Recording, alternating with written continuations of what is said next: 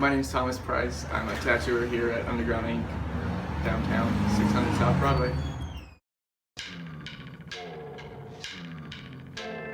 I was looking through the Bible.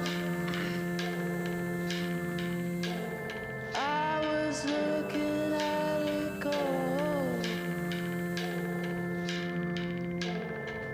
If you try, you can't remember that what you see is just what you know. I really enjoy, the Mask of the Red Death, the story, and so I got a tattoo and laid it out the way that I thought would represent that story well, and got a portrait of him, and did some evil things to it to match my style and everything. But I like those a lot, and I'm continuing on the sleeve. It's hard to get tattooed as a tattooer, but I really like Edgar Allan Poe and all his writings and stuff. The dark element to all of it, but I like that, it's thought-provoking.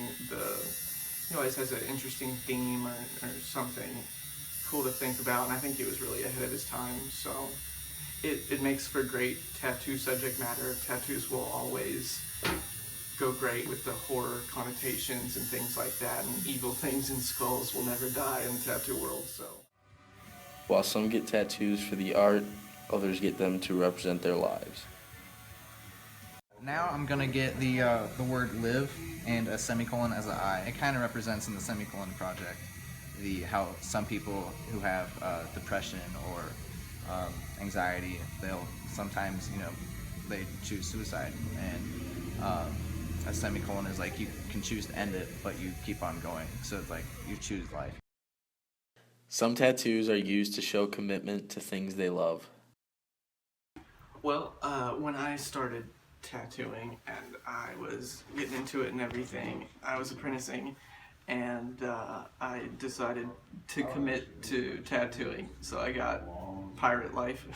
My first tattoo, I have a circle on my ankle that a bunch of my friends got. We all got matching circle tattoos. We tell our parents that it's for our circle of friendship, but it was actually because we met during a drinking game called Circle of Death.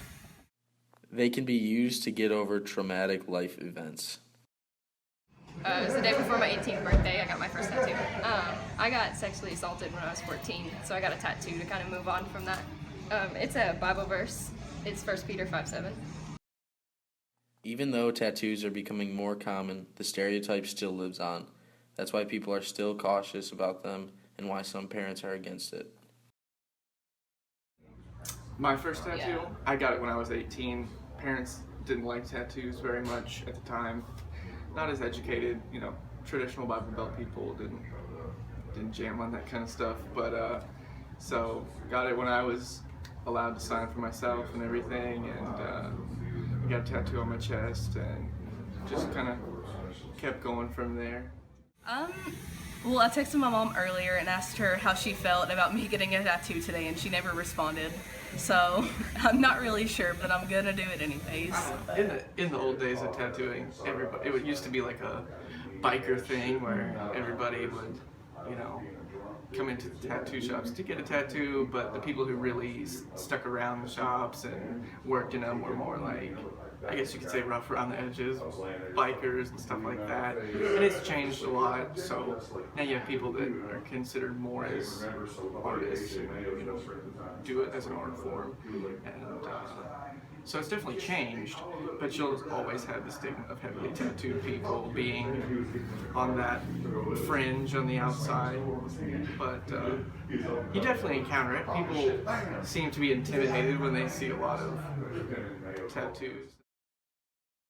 Even in the business world, some employers' thoughts about tattoos haven't changed. This forces people to consider the placement of their tattoos. I'm getting it on my wrist, that way it is easy to cover whenever I'm a teacher. Okay. So that way it isn't like I don't have to try to hide it, and I can just wear like a bracelet and it'll be easily covered. As I started getting them, they respected my decision to do it as an adult. But when it became a career and everything, they decided that it wasn't so bad. I ended up tattooing my mother and my sister in the same month, actually, so my mom got her first tattoo, and I never thought she would, but I was able to do it, so that was great.